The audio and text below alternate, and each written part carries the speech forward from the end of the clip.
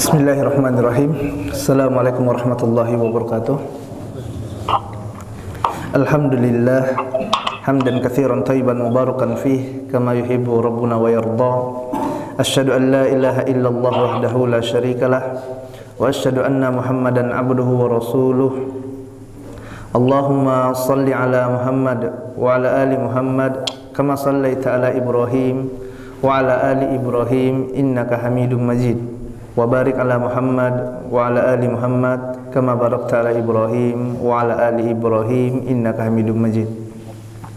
Kaum muslimin dan muslimat yang dirahmati oleh Allah Subhanahu wa taala, alhamdulillah, puji dan syukur senantiasa kita panjatkan kepada Allah Rabbul Izzati wal Jalalah atas limpahan nikmat dan karunia yang Allah Subhanahu wa taala berikan kepada kita, yang tidak mungkin bagi kita untuk dapat menghitung nikmat tersebut.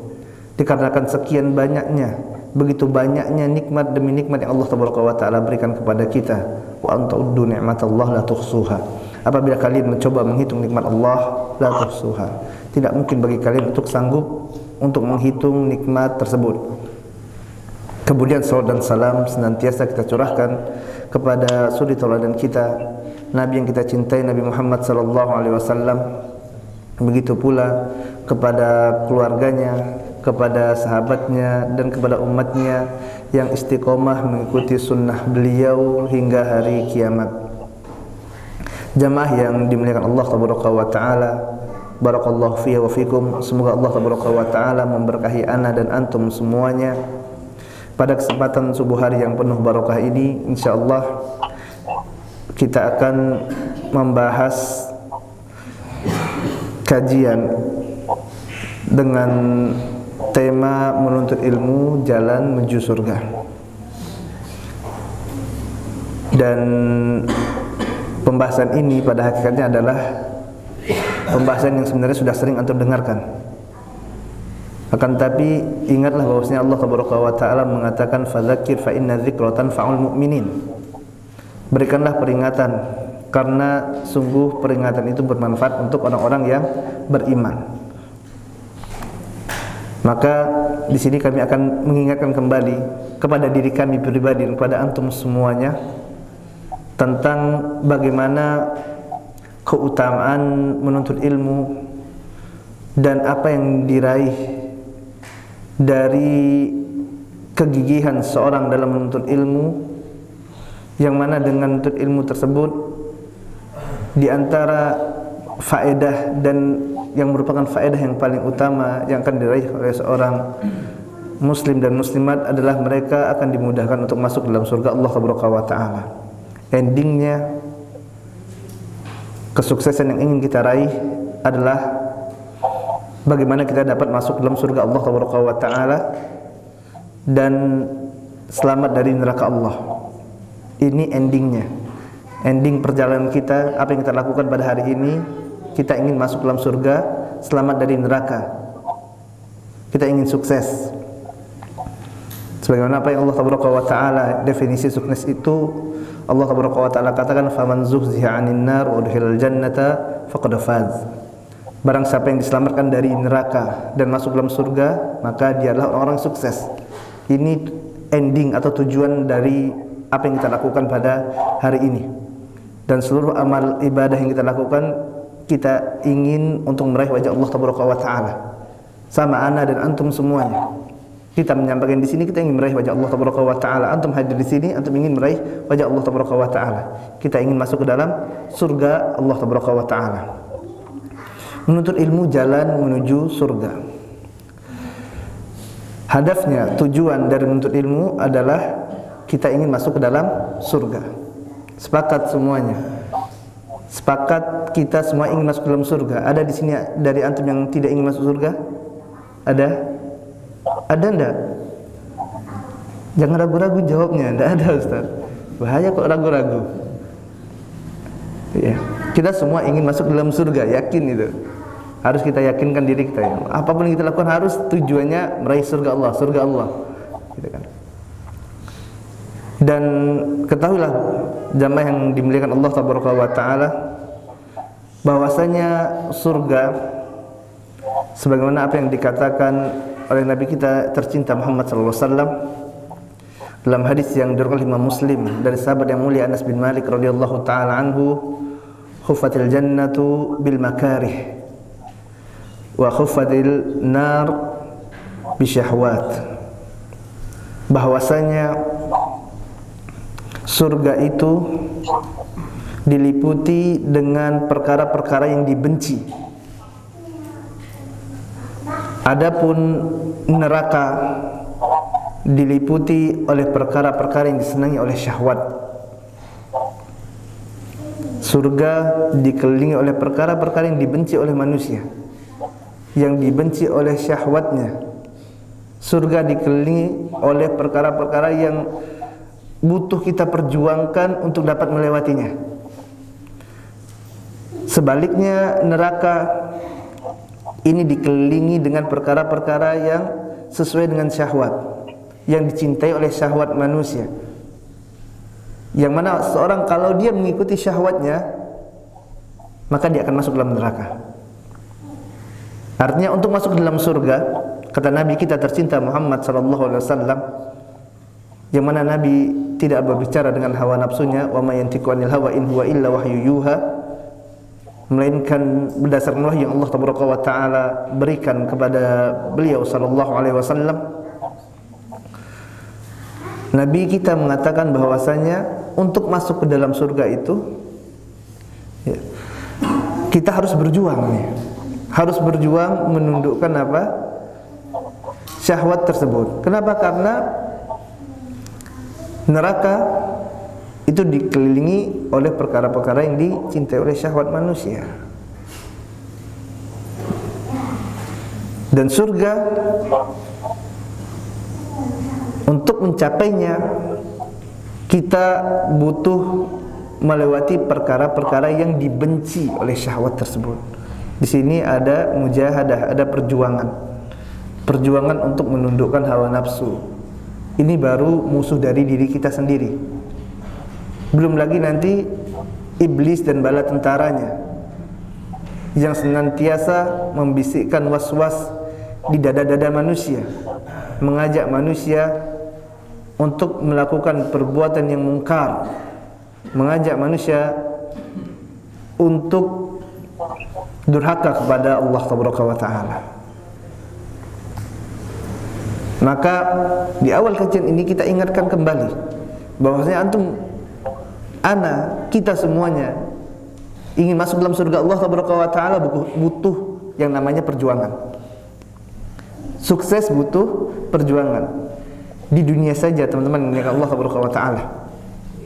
Barakallahu fi wa fikum. Semoga Allah memberkahi ana dan antum semuanya. Dan semoga Allah Tabaraka wa Ta'ala memberikan hidayah kepada kita semuanya. Seorang di dunia, dia ingin meraih kesuksesan, kesuksesan dunia.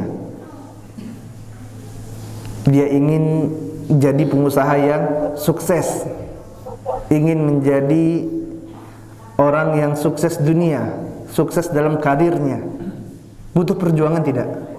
Butuh perjuangan. Orang mau jadi juara kelas sekolah, ingin jadi ranking kelas. Apakah bisa hanya dengan tidur-tiduran saja? Apakah bisa hanya dengan malas-malasan? Bisa tidak? Tidak bisa. Mustahil. Tidak pernah belajar, sekolah tidak masuk, tidak mau nanya teman pula kalau nggak paham, tidur aja kerjanya gitu kan. Kemudian mengharapkan tiba-tiba jadi ranking kelas juara 1, itu subhanallah.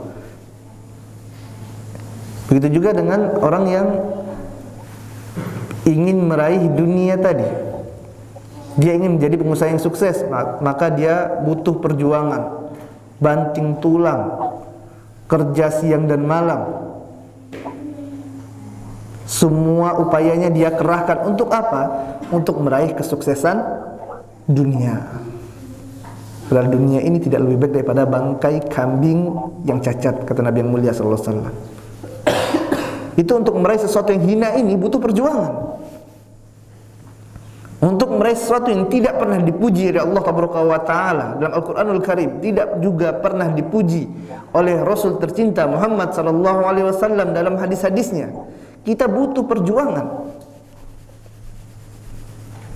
butuh kerja keras, butuh strategi, butuh keseriusan untuk meraih kesuksesan tersebut. Makanya kita lihat tuh orang-orang yang sukses dunia itu mereka orang-orang yang hebat, orang-orang yang berjuang, orang-orang yang tidak malas-malasan. Dia sungguh-sungguh untuk mendapatkan kesuksesan tersebut. Lalu bagaimana kita sebagai seorang muslim yang merindukan surga Allah Subhanahu wa taala, kita ingin sukses yang jauh lebih tinggi daripada apa yang mereka harapkan para pecinta dunia. Kita ingin meraih surga Allah, Firdaus A'la. Bahkan kita semua mengharapkan agar kita semuanya dapat berkumpul dengan Nabi kita tercinta Muhammad sallallahu alaihi wasallam di surga Firdaus yang paling tinggi sana. Kemudian kita malas-malasan. Belajar tidak mau, sholat malas, puasa malas, sedekah pelit, kemudian mengharapkan surga Allah. Subhanallah. Kalaulah untuk perkara yang rendah seperti dunia kita butuh perjuangan jamaah dengan Allah Subhanahu wa taala, maka untuk meraih surga Allah Subhanahu wa taala, maka ini lebih butuh lagi perjuangan. Karena surga jauh lebih mulia daripada dunia. Akhirat jauh lebih utama. Walal akhiratu khairu wa abqa. Akhirat kekal selama-lamanya. Akan tetapi seperti itulah perjalanan kita untuk meraih surga tidak mudah.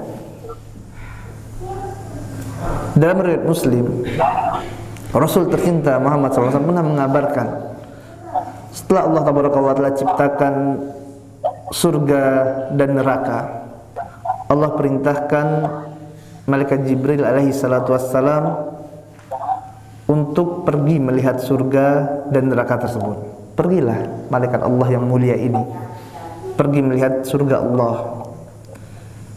Kemudian setelah melihat surga tersebut, malaikat Jibril kembali kepada Allah Subhanahu wa taala. Kemudian Allah katakan kepada Jibril bahwasanya, apakah ada orang yang, bagaimana pendapat engkau tentang surga tersebut? Maka Jibril alaihissalam mengatakan, demi kemuliaanmu ya Rabb, bahwasanya tidak ada tuh manusia yang tidak mau masuk dalam surga. Kenapa? Karena nikmatnya surga itu luar biasa sekali, luar biasa, di luar ekspektasi kita.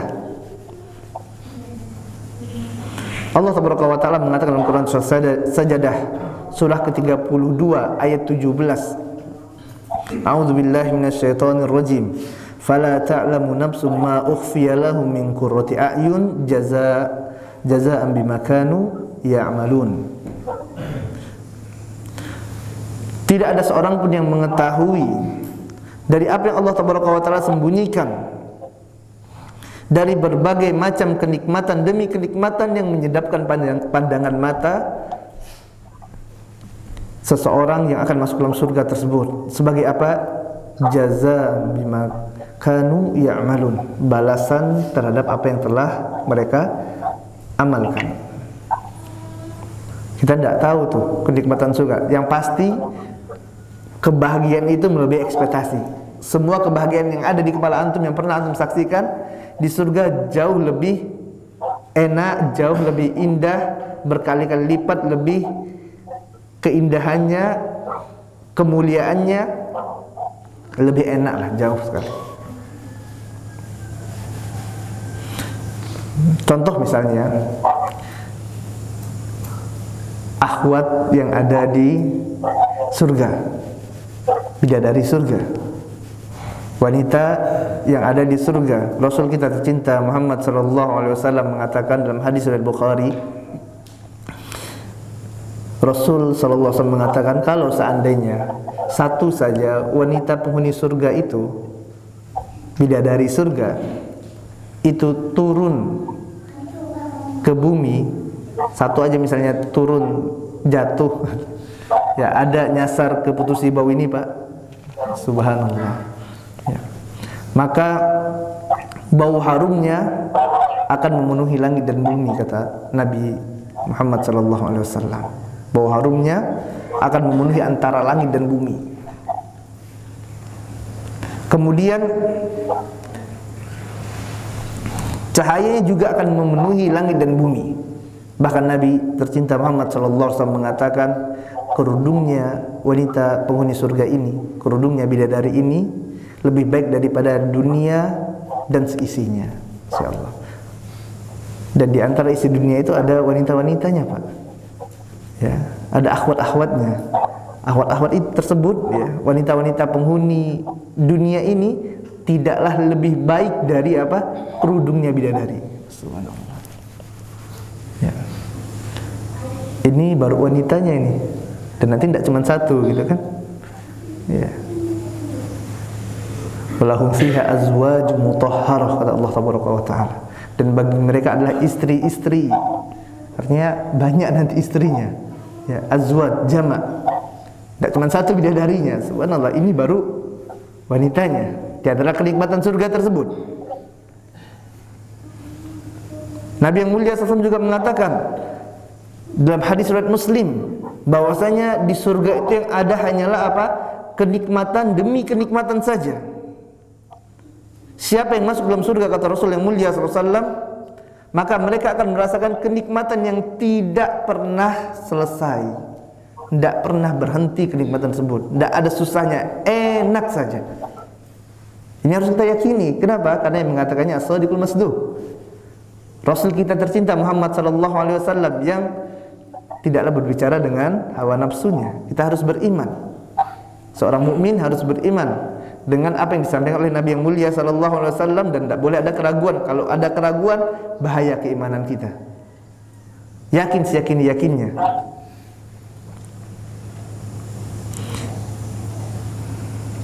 Dan nikmat yang paling besar di surga adalah melihat wajah Allah Subhanahu wa taala.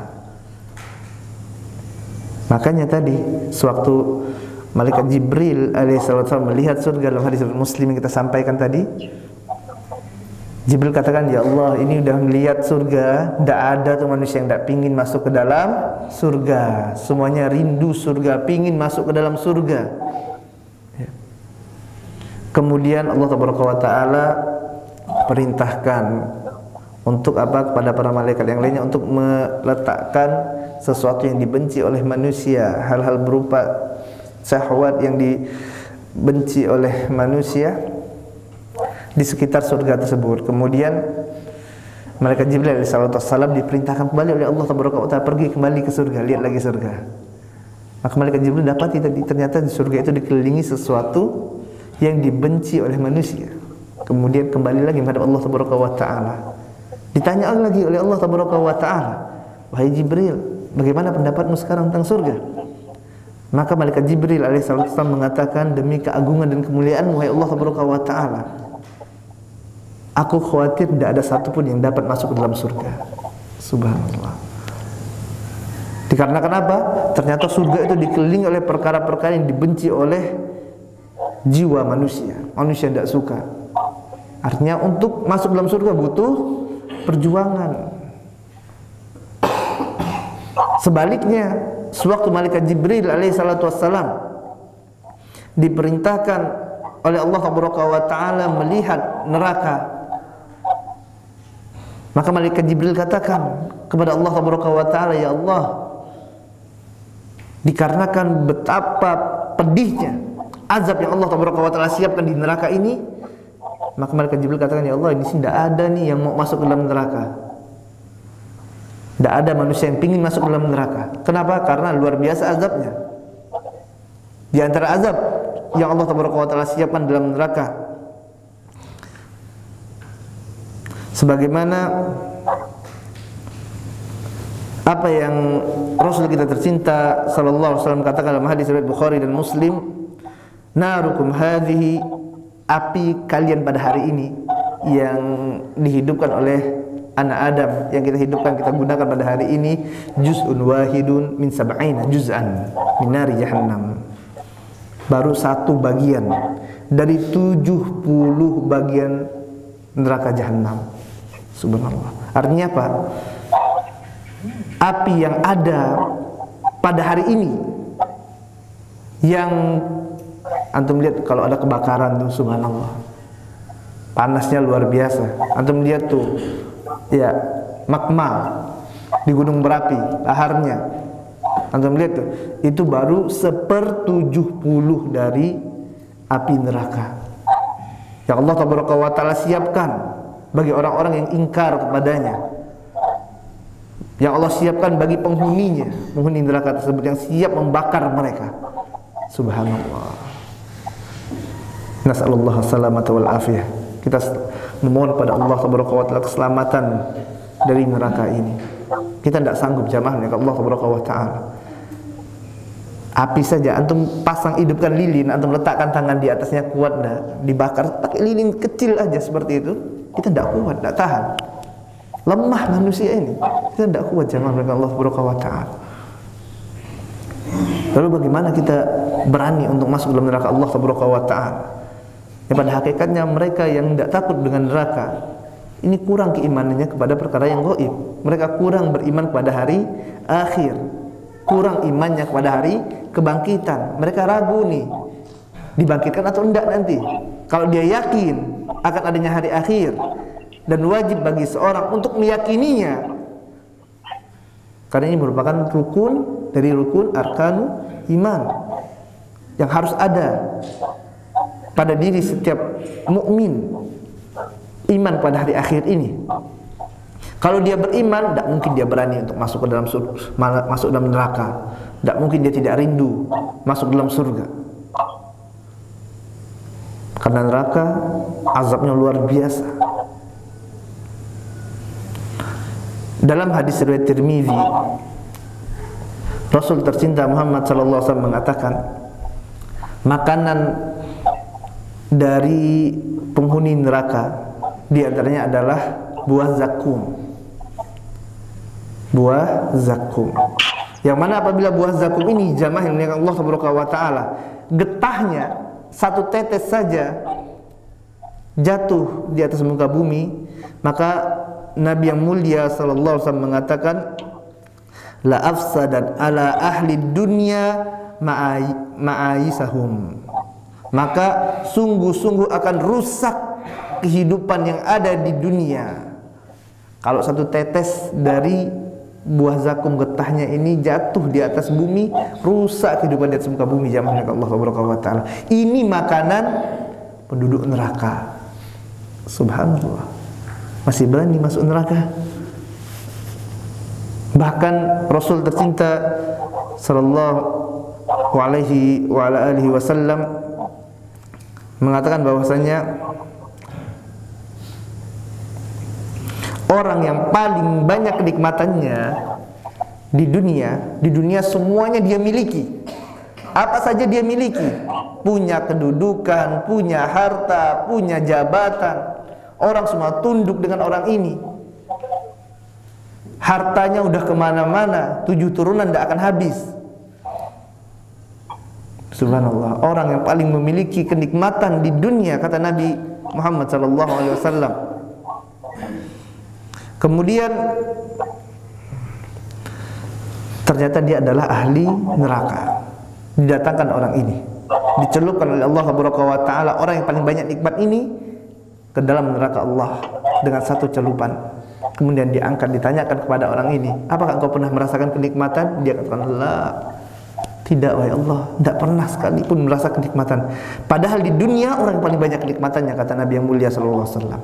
Lupa jamaah, hilang semua kenikmatan tersebut. Yang tersisa hanyalah azab yang dia rasakan. Dan seperti itu memang kenikmatan dunia semu, fana. Bentar sekali sudah kita lupakan.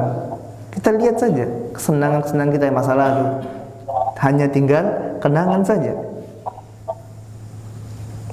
Sebaliknya orang yang paling sengsara kehidupannya di atas muka bumi Allah Subhanahu wa Ta'ala ini, dalam hadis riwayat Muslim, hidupnya paling sakit, paling sengsara, makan aja susah misalnya ya. Kemudian ia memiliki kedudukan yang rendah di mata manusia. akan tapi mulia di mata Allah Subhanahu wa taala. Didatangkan oleh Allah Subhanahu wa taala, kemudian dicelupkan dengan satu celupan, dimasukkan ke dalam surga Allah Subhanahu wa taala, kemudian diangkat. Ya Allah taala alam seperti apa? Kita cukup mengimani saja apa yang datang dari Nabi yang mulia sallallahu alaihi wasallam. Bagaimana Ustaz kok dicelupkan dalam surga, gitu kan? Allah taala alam. Ala kulli hal, Nabi yang mulia sallallahu alaihi wasallam mengatakan dicelupkan dalam surga dengan satu celupan, kemudian diangkat kembali, ditanya kepada orang ini, "Ya fulan, apakah engkau pernah merasakan kesengsaraan? Pernah merasa sulit tidak dulu waktu di dunia?" Dia katakan, "Tidak pernah ya Allah." Baru satu celupan. Baru satu celupan, subhanallah. Ya mungkin kalau kita ya baru tunjukkan tuh istri antum tuh bidadari tuh. Ya Allah, gitu kan. Udah lupa segala bentuk kesengsaraan yang pernah dia rasakan di dunia. Dan dunia ini tidak lama jamaah, sebentar sekali. Ya. Dunia ini sebentar. Bukankah dalam hadis yang diriwayatkan oleh Ibnu Majah, Nabi yang mulia sallallahu alaihi wasallam mengatakan, "A'maru ummati ma baina sittina wa sab'in wa aqalluhum man yajuzu zalika." Umur umatku ini, kata Nabi yang mulia sallallahu alaihi wasallam, adalah kisaran 60 sampai 70 tahun. 60 sampai 70 tahun rata-ratanya. Dan sedikit sekali yang lebih dari usia tersebut. Artinya kita berjuang untuk meraih surga itu tidak lama.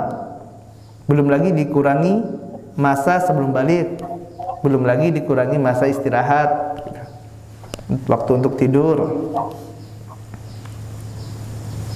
Waktunya tidak lama kita berjuang untuk meraih apa? Meraih nikmat Allah yang paling besar, meraih surga Allah Subhanahu wa taala. Dan untuk mendapatkan nikmat ini, di antara jalan yang dapat kita tempuh, kata Nabi kita tercinta Muhammad sallallahu alaihi wasallam, hadis riwayat Muslim, adalah dengan menuntut ilmu. Rasulullah sallallahu alaihi wasallam mengatakan, "Man salaka tariqan yaltamisu fihi ilman, salallahu lahu bihi tariqan ilal jannah." Barang siapa yang menempuh jalan menuntut ilmu, kata Nabi yang mulia sallallahu alaihi wasallam, maka Allah taala akan mudahkan jalan baginya untuk masuk ke dalam surga. Subhanallah. Dikasih bocoran nih oleh Nabi yang mulia sallallahu alaihi wasallam, Rasul yang kita cintai, yang kita mengharapkan berkumpul dengannya nanti pada hari kiamat, yang kita mengharapkan minum dari telaga beliau sallallahu alaihi wasallam, yang kita mengharapkan syafaat beliau, mengabarkan kepada kita jalan yang mudah bagi antum, bagi kita semuanya untuk masuk dalam surga adalah dengan menuntut ilmu, belajar. Dan tentulah di sini ilmu agama, ilmu syar'i yang Allah Taala tinggikan derajat orang yang mempelajarinya. Yarfa'illahu alladhina amanu minkum walladhina utul ilma darajat, kata Allah Taala. Allah tinggikan derajat orang-orang yang memiliki ilmu pengetahuan beberapa derajat. Allah muliakan orang tersebut dengan ilmu yang menjadikan para penguasa, yang menjadikan khalifah tunduk kepada mereka, yang menjadikan dunia datang dengan kehinaan kepada mereka. Ilmu syar'i, belajar, tuntutlah ilmu agama, maka Allah Taala akan mudahkan jalan bagi kita untuk masuk ke dalam surganya. Para ulama menjelaskan kenapa kok menuntut ilmu ini merupakan jalan mudah menuju surga. Bukankah amal soleh itu kan banyak? Berbakti kedua orang tua ini amal soleh kan? Kemudian berbuat baik pada tetangga amal soleh juga. Sedekah amal soleh, puasa amal soleh, sholat amal soleh. Amal soleh itu kan banyak, ya tidak? Banyak sekali. Bahkan menyingkirkan gangguan dari jalan itu amal soleh. Ada kayu melintang di jalan, kalau orang tabrak ini bisa jatuh orang tersebut. Antum lewat pakai motor, berhenti, tepikan kayu tersebut, dapat pahala di sisi Allah Taala. Ini amal soleh, harus kita lakukan setiap amal soleh tersebut. Karena Nabi kita tercinta Muhammad SAW mengatakan, la tahqiranna minal ma'rufi syai'an walau antalki akhauka biwajhin thalik. Janganlah pernah kalian remehkan amal soleh sedikit pun juga, walaupun hanya dengan bermuka manis di hadapan saudara kita. Walaupun ketemu saudara kita senyum, assalamualaikum akhi kaifa haluk, padahal kita tahu nih keadaannya baik-baik saja, nampak kok. Kita hanya ingin menyapa, biar apa? Biar hangat hubungannya, biar dia pun merasa senang, oh tidak sombong orang ini. Memasukkan apa? Kebahagiaan di hati saudara kita. Walaupun hanya dengan berwajah manis saja. Amal soleh dapat pahala di sisi Allah Subhanahu wa taala. Dinilai, dihisab oleh Allah Subhanahu wa taala, nanti akan hadir pada hari kiamat. Akan tapi kenapa yang dikatakan oleh Nabi yang mulia sallallahu alaihi wasallam ternyata jalan pintas untuk masuk dalam surga adalah dengan belajar. Hal ini dikarenakan dengan menuntut ilmu seseorang akan mengetahui dan dapat membedakan yang benar dan yang salah. Dengan menuntut ilmu orang dapat membedakan antara tauhid dengan syirik. Dengan menuntut ilmu seseorang akan dapat membedakan yang mana yang sunnah, yang mana yang bid'ah. Dengan ilmu orang dapat membedakan yang mana yang ketaatan, yang mana yang kemaksiatan. Dengan ilmu syar'i. Orang ahli ibadah tidak berilmu, bisa jadi ibadahnya tidak bernilai di sisi Allah Subhanahu wa taala. Kenapa? Tidak berilmu, bodoh. Kok bisa, Ustaz? Dia rajin sholat, rajin puasa, rajin sedekah. Ternyata dia meyakini bahwasanya jimatnya ini yang selama ini memberikan atau menjadikan rezekinya lancar. Karena masak apa ini, Ustaz? Antum tahu enggak kenapa Anda bisa dimudahkan sholat? Kenapa Anda bisa dimudahkan haji berkali-kali? Ini nih, karena Anda memajang foto ini. Foto inilah yang menjadikan Anda mudah, urusan Anda mudah semuanya. Oh, kayak gitu Pak ya. Masya Allah. Allah Taala katakan, la in asyrokta la yahbatanna amaluka.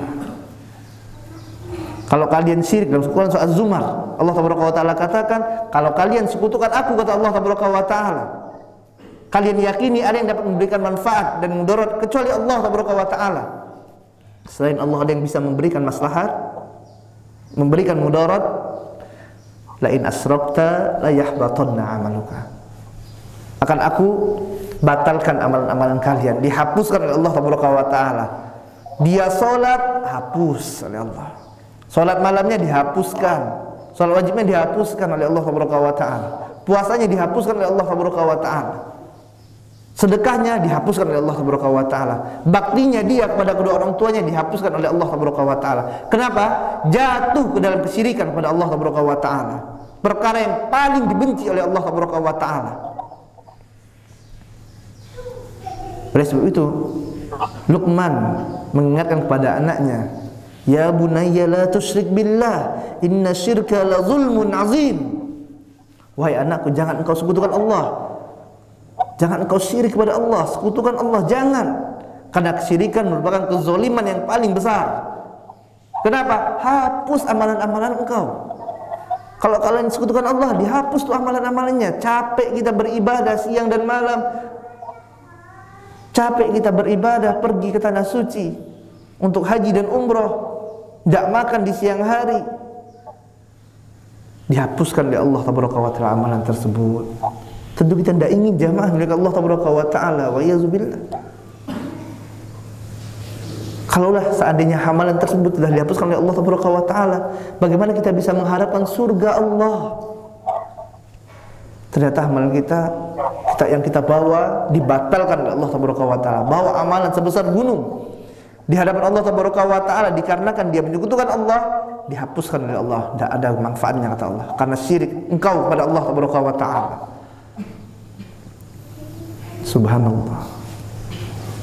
Dan ini tidak akan diketahui oleh orang yang tidak berilmu, yang dia tidak pernah belajar tauhid, tidak pernah mempelajari perkara-perkara yang dapat membatalkan tauhid, tidak pernah mempelajari macam-macam bentuk kesyirikan yang dengannya dia jatuh ke dalam kesyirikan dan dia tidak menyadarinya. Subhanallah. Makanya bahaya besar, fatal. Mengharapnya surga, subhanallah.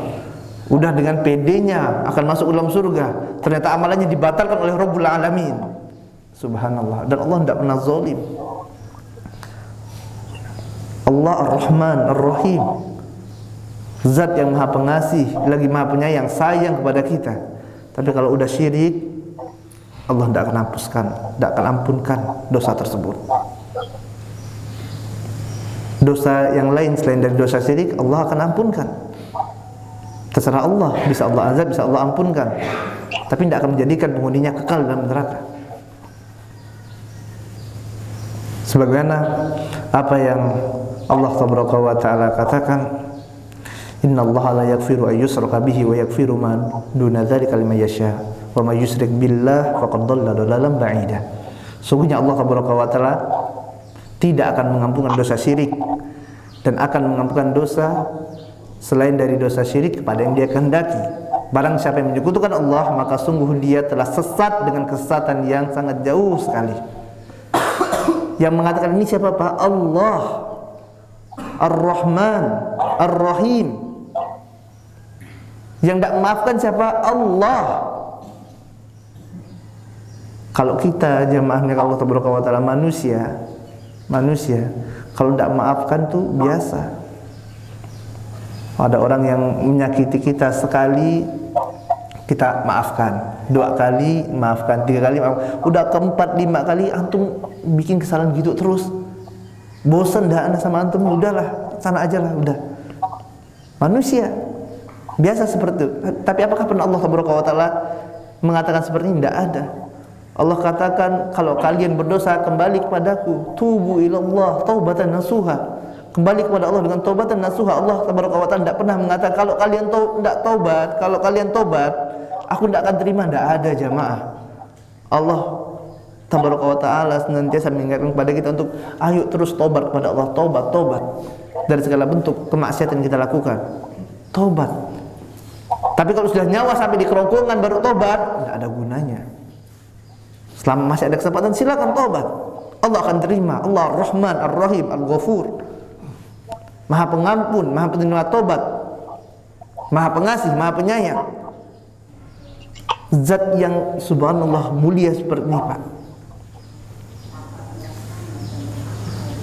Apabila seseorang mendatanginya membawa dosa syirik, Allah murka dengan semurka-murkanya. Subhanallah. Allah sampai katakan, aku tidak akan ampunkan. Padahal ini mengatakan siapa? Allah Taala yang maha pengasih, maha penyayang tadi. Kalau sampai datang bawa dosa syirik, tidak Allah ampunkan.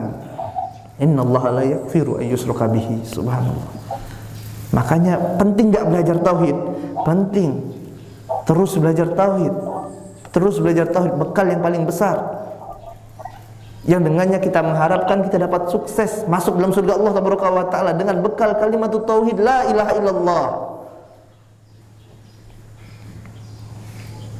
Dan ini adalah hak Allah yang harus kita penuhi jamaah dengan Allah Taala. Pernah suatu ketika Mu'adz bin Jabal radhiyallahu taala anhu berjalan bersama Nabi yang mulia sallallahu alaihi wasallam. Kemudian Rasul kita tercinta Muhammad sallallahu alaihi wasallam bertanya kepada Mu'adz, "Wahai Mu'adz, atadri, apakah engkau mengetahui haqqullah 'alal ibad wa haqqul ibadi 'ala Allah?" Apa hak Allah terhadap hambanya yang harus hamba penuhi, dan apa hak hamba kepada Allah yang akan Allah penuhi? Maka Mu'adz mengatakan, Allahu wa rasuluhu a'lam. Allah dan Rasulnya yang mengetahui. Maka Nabi tercinta Muhammad sallallahu alaihi wasallam mengatakan, adapun hak Allah yang harus dipenuhi oleh seorang hamba adalah dia diesakan, Allah diibadahi dan tidak disekutuhi dengan apapun juga. Tidak menyekutukan Allah Taala. Ini hak Allah. Kita ibadahi Allah dengan apa? Dengan tauhid. Adapun hak hamba atas Allah Taala yang pasti akan Allah penuhi dan Allah tidak akan mengingkari janjinya. Wallahi, Allah tidak mungkin mengingkari janjinya. Adalah Allah Taala tidak akan mengazab orang yang mentauhidkan Allah Taala. Subhanallah. Janji yang mulia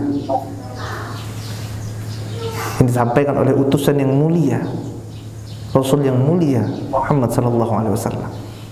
Dan kita yakin dengan seyakin-yakinnya. Maka orang yang tidak memiliki ilmu tidak tahu. Mereka menganggap remeh dakwah tauhid. Mereka tidak mau belajar tentang tauhid. Mereka katakan belajarnya tauhid terus. Kok belajarnya kitab tauhid terus? Yang lain dong. Udah bosan belajar tauhid. Mereka menganggap remeh dakwah tauhid. Padahal Allah Taala utus para rasulnya untuk dakwah tauhid. Allah Taala katakan, walaqad ba'atsna fi kulli ummatin rasulan an i'budullah wajtanibut taghut. Dan telah aku utus bagi setiap umat itu rasul, kata Allah Taala, an i'budullah wajtanibut taghut, untuk mengajak manusia mengesahkan Allah Taala, mentauhidkan Allah Taala dan menjauhi taghut, segala sesuatu yang dijadikan tandingan bagi Allah Taala. Seluruh nabi dan rasul Allah utus untuk tauhid. Dia katakan, kok belajar tauhid terus? Subhanallah. Padahal tauhid diwasiatkan oleh para nabi untuk anak-anaknya. Allah Taala katakan, wassa biha Ibrahim banihi wa Yaqub ya bani ya innallaha astafa lakumuddin fala tamutunna illa wa antum muslimun. Sewaktu Nabi Ibrahim alaihissalam dan Nabi Yaqub memberikan wasiat kepada anaknya, mereka katakan, wahai anakku, jangan pernah sampai kalian meninggal kecuali dalam keadaan Islam, tauhidkan Allah Taala. Para nabi dan para rasul senantiasa mengingatkan anak dan keturunannya untuk apa? Mengesahkan Allah, tauhidkan Allah, jangan sampai mati kecuali dalam keadaan Islam. Lalu bagaimana bisa seorang muslim meremehkan dakwah tauhid, bahkan membenci orang-orang yang mendakwahkan tauhid? Subhanallah. Ini dikarenakan apa? Kebodohan, kejahilan. Tidak tahu pentingnya dakwah tauhid tersebut. Inilah jamaah yang Allah Taala. Mengapa Nabi kita tercinta Muhammad sallallahu alaihi wasallam mengatakan, man salaka tariqan yaltamisu fihi ilman sahallahu lahu bihi tariqan ilal jannah. Barang siapa yang menuntut ilmu, Allah akan mudahkan jalan baginya untuk masuk ke dalam surga, karena dia bisa membedakan ini perkara tauhid, ini syirik. Dengan ilmu dia bisa membedakan ini sunnah, ini sesuatu yang mengisi sunnah Nabi yang mulia sallallahu alaihi wasallam, atau yang kita kenal dengan bid'ah. Dia tahu bahwasanya amalan kalau tidak sesuai dengan contoh Nabi tidak akan diterima oleh Allah Taala. Konsekuensi dari syahadat kita asyhadu anna Muhammadar Rasulullah. Dia tahu bahwasanya Rasul yang mulia sallallahu mengatakan, man amila amalan laisa alaihi amruna fahuwa raddun. Barang siapa yang mengerjakan suatu amalan yang tidak pernah dicontohkan oleh Nabi yang mulia sallallahu alaihi wasallam, maka amalan tersebut akan ditolak. Maka dia periksa amalannya. Dia mau sholat, dia perhatikan sholatnya sama tidak dengan sholat Nabi yang mulia sallallahu alaihi wasallam. Karena Nabi yang mulia sallallahu alaihi wasallam mengatakan, "Shallu kama ra'aitumuni usolli." Sholatlah kalian sebagaimana melihat aku sholat. Dia perhatikan tuh, dia baca, dia belajar bagaimana sholatnya Nabi yang mulia sallallahu alaihi wasallam. Kenapa? Karena kalau sholat tidak sesuai dengan sholat Nabi, takut sholatnya tidak akan diterima. Artinya harus belajar. Dia tahu. Sewaktu dia haji, dia ingat bahwa Nabi yang mulia selalu mengatakan, "Hudhu anni manasikakum." Ambillah dariku manasik haji kalian. Tidak sembarangan. Dia khawatir sewaktu menjalankan ibadah haji, ternyata hajinya tidak diterima oleh Allah Taala. Dia tidak akan mengetahui kecuali dengan apa? Dengan ilmu jamaah dengan Allah Taala. Makanya orang yang diberikan karunia ilmu oleh Allah Taala, maka ini adalah karunia yang besar sekali. Yang mana ilmu ini tidaklah diberikan kepada sembarangan orang oleh Allah Taala. Allah hanya berikan kepada mereka yang Allah inginkan kebaikan baginya. Man yuridillahu bihi khairan yufaqihu fid din. Barang siapa yang Allah Taala ingin baginya kebaikan, Allah jadikan dia apa? Faqih dalam masalah agama, faham agama. Tanda seseorang yang Allah Taala ingin baginya kebaikan, Allah mudahkan baginya untuk menuntut ilmu sehingga dia bisa menjadi orang alim, faqih dalam masalah agama. Sebaliknya jamaah yang Allah Taala, mafhum khulafah dari hadis ini adalah bisa-bisa orang yang sulit menuntut ilmu, kok belajarnya susah ya, malas sekali belajarnya. Kita khawatir orang ini adalah orang yang tidak Allah inginkan baginya kebaikan. Wa iyyazubillah, jangan sampai kita jadi orang yang seperti ini. Makanya semangat belajar, semangat menuntut ilmu. Tidak lama belajar itu, ya. Paling 60-70 tahun aja hidup kita gitu kan. Terus kita belajar sampai kita meninggal, hatta atanal yakin, sampai kita menghadap Allah Taala. Makanya Imam Ahmad ditanyakan oleh para muridnya, wahai Imam, sampai kapan nih kita belajar? Sampai kapan kita berjuang seperti ini? Sampai kapan ujian-ujian ini baru berlalu? Dunia ujian jemaah Allah Taala. Sampai kapan selesainya? Kata Imam Ahmad, sampai kita melangkahkan kaki kita ke dalam surga Allah Taala. Sampai kita masuk ke dalam surga, udah baru kita aman, alhamdulillah. Udah menang tuh Pak. Ya. Dan hidup dunia seperti itu, penuh dengan ujian, cobaan. Liyabluwakum ayyukum ahsanu amala, kata Allah Taala. Allah ingin melihat dari kita siapa yang paling baik amalannya. Ini hidup dunia penuh dengan ujian. Orang punya harta, orang miskin diuji oleh Allah Taala. Orang kaya diuji enggak? Diuji oleh Allah Taala. Jangan antum kira orang-orang kaya itu enggak diuji oleh Allah, diuji dengan hartanya. Bahkan terkadang orang yang tidak punya harta masih enak tidur, orang kaya enggak bisa tidur. Mau tidur aja susah. Subhanallah. Dia tidur harus minum pil, obat tidur. Kalau enggak minum pil, enggak minum obat tidur, enggak bisa tidur. Subhanallah. Sedangkan sebaliknya orang tidak punya harta, subhanallah, pinggir jalan enak dia tidur. Lentang sikit tidurlah, insyaallah. Ya. Jangan pikir tidak diuji. Kenapa? Banyak bebannya dengan hartanya, ya Allah. Ya. Tapi banyak sekali orang kaya ini ternyata ya ingkar pada Allah.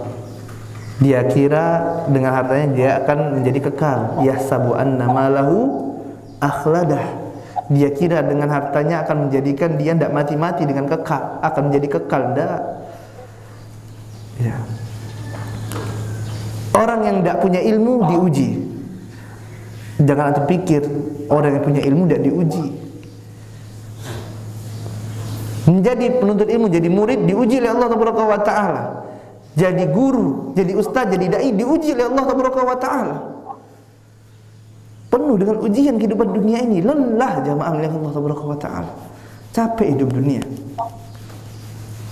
Kapan selesainya? Udah nanti. Sewaktu menghadap Allah Taala, masuk surga nanti baru selesai lelah letihnya ini. Semuanya diuji. Orang yang belum nikah diuji. Aduh, orang yang belum nikah lihat enaknya ya kalau udah nikah, lihat sebulan udah nikah enak, kemana-mana ada teman. Dia tidak tahu teman yang sudah nikah pun diuji. Diuji, mau belajar susah gitu kan. Belum lagi tuntutan rumah tangga, belum lagi tuntutan anak, istri. Udah nikah pun diuji oleh Allah Taala. Terus ujian demi ujian tersebut datang. Tidak akan selesai sampai kita menghadap Rabbul Alamin, menghadap Allah Taala. Makanya tinggal bagaimana kita melalui ujian-ujian tersebut jamaah milik Allah Taala. Dan ini butuh yang namanya ilmu. Agar kita melalui ujian-ujian tersebut dengan cara yang benar, dengan tepat, tidak salah langkah dalam menghadapi ujian yang Allah Taala berikan ini. Tidak ada uang, tidak salah. Jangan dikarenakan kemiskinan yang Allah Taala berikan, ternyata dia ya minjam uang ke rentenir, jatuh ke dalam riba. Walaupun bunganya cuma 1%, walaupun cuma 0,01%, walaupun hanya dengan diberikan pinjaman dapat hadiah gitu kan, Karena kan setiap pinjaman yang di sana terdapat tambahan padanya, maka ini riba. Dia tahu. Kenapa? Karena Allah Taala mengatakan alladzina ya'kuluna riba la yaqumuna illa kama yaqumul ladzi yatakhabbathu asyaitanu minal mas. Barang siapa yang makan riba, maka nanti Allah Taala akan bangkitkan dia pada hari kiamat dalam keadaan seperti orang yang kemasukan setan. Seperti orang kerasukan, orang ayan. Hal ini dikarenakan ya mereka makan riba. Mereka katakan riba jual beli itu seperti riba. Dia bodoh, tidak tahu. Dia katakan itu kan orang yang masuk ke lembaga ribawiyah, datangnya mengkerut mukanya, bawa beban. Keluar dari lembaga riba tersebut udah senyum. Kenapa? Bawa duit. Kan kita bantu orang katanya. Ya, subhanallah. Kenapa? Jahil, bodoh, tidak punya ilmu, tidak bisa membedakan yang benar dan yang salah. Man salaka tariqan yaltamisu fihi ilman, sallallahu lahu bihi tariqan ilal jannah. Barang siapa yang menuntut ilmu, maka Allah Taala akan mudahkan jalan baginya untuk masuk dalam surga. Makanya Imam Ahmad bin Hanbal rahimahullah ta'ala mengatakan bahwasanya manusia itu sungguh lebih butuh terhadap ilmu daripada kebutuhan mereka terhadap makanan. Kita lebih butuh Pak terhadap ilmu daripada makanan. Kenapa? Karena makan itu ada batasannya. Kalau udah penuh perut tidak mampu lagi gitu kan. Paling sehari berapa kali? 3 kali. Satu kali makan berapa banyak? Mampu menghabiskan 1 bakul? Tidak mampu. Tapi kalau ilmu itu tidak ada batasannya. Orang yang belajar ilmu, semakin dia belajar maka akan semakin sadar dia bahwasanya dia itu masih bodoh. Ilmu agama itu luas sekali. Semakin belajar, makin sadar diri kita masih kurang. Makanya seorang menuntut ilmu itu sangat ya rindu dengan ilmu. Ya, senantiasa merasa dirinya butuh terhadap ilmu dari Allah Taala, dan dia akan berjuang untuk mendapatkan ilmu tersebut. Kita lihat bagaimana Imam Syafi'i Muhammad bin Idris Asy-Syafi'i rahimahullahu ta'ala anhu. Antum mazhabnya mazhab apa nih? Syafi'i. Nah, Imam Syafi'i jamaah dengan Allah Subhanahu wa ta'ala. Dalam Jami'ul Bayan Ilmi wa Fadlih, Ibn Abdul Bar rahimahullahu ta'ala mengatakan, Imam Syafi'i berkata, aku adalah seorang yatim yang tinggal bersama ibuku, dan ibuku menyerahkan aku ke kutab, ya ke tempat belajar yang ada di masjid seperti itu. Kemudian dan ibuku tadi karena dia seorang yatim, orang yang miskin, tidak memiliki apa-apa, tidak ada sesuatu yang bisa diberikan kepada guruku, ya kepada pengajarnya sebagai upah untuk mengajarkan aku tersebut. Lalu aku mendengarkan hadis atau pelajaran dari guru, dari ustadz, kemudian aku menghafalnya, kata Imam Syafi'i.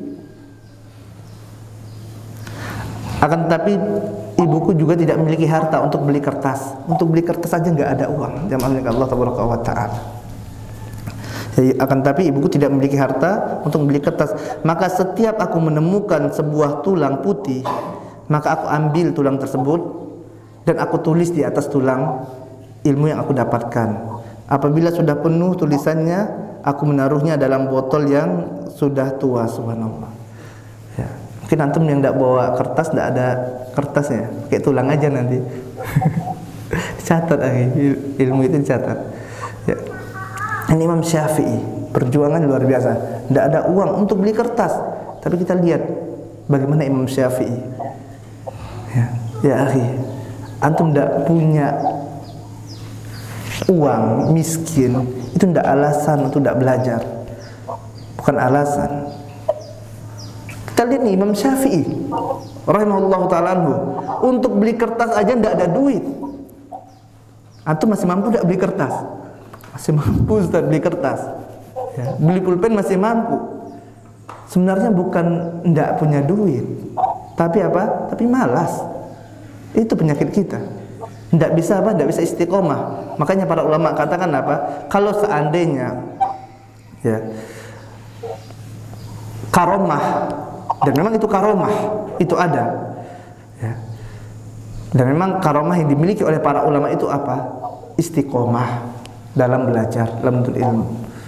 Ini karomah yang sulit sekali dimiliki oleh orang-orang yang tidak sabar dalam belajar.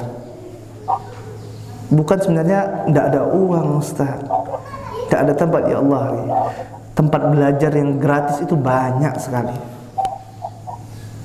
banyak. Tempat belajar yang menyediakan pembelajaran ilmu agama yang gratis itu banyak, kita katakan. Bahkan dapat uang saku ada. Kita belajar malah dibayar gitu, ada. Subhanallah, banyak. Tinggal tadi, mau tidak kita belajar, sungguh-sungguh tidak kita belajar. Bagaimana perjuangan kita? Allah Tabaraka wa Ta'ala Maha mengetahui, dan Allah Tabaraka wa Ta'ala tidak akan berikan ilmu ini kecuali kepada mereka yang pantas untuk mendapatkannya. Karena ilmu itu spesial. Bukan cuman dikarenakan kecerdasan saja, tidak. Ilmu itu cahaya dari Allah Tabaraka wa Ta'ala yang Allah Tabaraka wa Ta'ala berikan kepada mereka yang pantas untuk mendapatkannya. Allah mengetahui ini, hati-hati kita Allah tahu. Allah mengetahui niat-niat kita seperti apa, Allah tahu. Maka Allah tidaklah berikan ilmu tersebut kecuali kepada mereka yang pantas, tidak hanya yang cerdas saja. Betapa banyak orang yang cerdas ternyata tidak memiliki ilmu yang manfaat. Ya, kita lihat misalnya Jahid, salah seorang tokoh Mu'tazilah, yang mana di antara hobinya itu baca, jamaah milik Allah Subhanahu wa Ta'ala. Dia hobi baca, hobinya itu dia menyewa perpustakaan. Untuk apa? Untuk dia baca sendiri. Subhanallah. Dan meninggalnya gimana? Dia sakit, dia letakkan buku di sebelah tempat dia tidur, dan buku dulu tuh besar-besar, gede-gede gitu kan. Dia ngambil buku di bawah, buku yang atas jatuh, nimpa dia, mati dia. Nah, ini hobinya, cerdas nih. Ini Jahid. Ternyata siapa? Tokoh Mu'tazilah. Ya. Dan kayak gini banyak sekali orang yang subhanallah kayaknya cerdas. Makanya inilah yang dikatakan oleh Ibnu Taimiyah rahimahullah ta'ala anhu, utuz zakat walam yu'tuz zakat. Dia diberi kecerdasan tapi tidak kesucian jiwa. Dia cerdas, pintar ngomongnya, banyak hafal Al-Quran, hafal hadis misalnya, tapi tidak faham. Kita lihat bagaimana orang-orang Khawarij hafal Al-Quran, subhanallah, rajin ibadah, bahkan kalian akan menganggap remeh ibadah kalian apabila melihat ibadah mereka. Kata Nabi yang mulia SAW. Ini siapa yang diajak oleh Nabi yang mulia SAW bicara? Para sahabat, bukan kita pada hari ini, jamaah dengan Allah Subhanahu wa Ta'ala. Para sahabat saja ibadahnya tidak ada apa-apanya dibanding orang Khawarij. Akan tapi apa kata Nabi yang mulia SAW? Kilabun ahlun nar. Subhanallah. Mereka diberikan kecerdasan, akan tapi tidak diberikan kesucian jiwa. Makanya kita katakan tadi, ilmu sesuatu yang mahal sekali. Ilmu sesuatu yang sangat berharga, yang butuh perjuangan, yang kita untuk mendapatkannya butuh kerja keras. Imam Syafi'i rahimahullah ta'ala anhu mengatakan, akhi lan tanalu ilman illa bisittah. Saudaraku, kalian tidak akan pernah mendapatkan ilmu kecuali dengan 6. Zaka'un wa hirsun wa ijtihadun wa bulghatun irsyadul ustad wa tuluz zaman. Saudaraku, kalian tidak mungkin bisa berilmu, tidak mungkin bisa mendapatkan ilmu kecuali pertama dengan kecerdasan, zaka'un, wa hirsun, pengorbanan, wa ijtihadun, ya, hirsun kerja keras, wa ijtihadun pengorbanan, wa bulghatun kemudian bekal, irsyadul ustad bimbingan ustad, wa tuluz zaman dan panjang waktunya belajar tersebut, jamaahnya ke Allah Subhanahu wa Ta'ala. Yang dengannya tadi, dengan belajar, dengan menuntut ilmu yang benar, dengan senantiasa mohon kepada Allah Subhanahu wa Ta'ala ilmu yang manfaat, dan jangan lupa doa kepada Allah, meminta ilmu. Nabi yang mulia SAW senantiasa meminta kepada Allah Subhanahu wa Ta'ala, minta apa? Minta ilmu. Rabbi zidni ilma. Nabi minta ilmu kepada Allah Subhanahu wa taala. Allahumma inni as'aluka ilman nafi'an. Minta kepada Allah ilmu yang manfaat. Maka berdoa, minta kepada Allah. Dan Allah mengetahui hati-hati kita. Allah Maha mengetahui pantas tidaknya kita untuk mendapatkan ilmu tersebut. Sebenarnya ini saja ya untuk kesempatan pagi hari yang penuh barakah ini tentang talibul ilmi, menuntut ilmu itu merupakan jalan untuk masuk dalam surga Allah Subhanahu wa taala. Dan semoga yang sedikit yang kita sampaikan ini dapat bermanfaat khususnya bagi ana pribadi dan bagi antum semuanya. Kurang lebihnya kami mohon maaf. Apa yang benar datang dari Allah Subhanahu wa taala dan yang salah datang dari kelemahan ilmu ana dan dari syaitan. Kita akhiri dengan membaca doa kafaratul majlis. Subhanakallahumma wa bihamdika asyhadu an la ilaha illa anta astaghfiruka wa atubu ilaik. Assalamualaikum warahmatullahi wabarakatuh.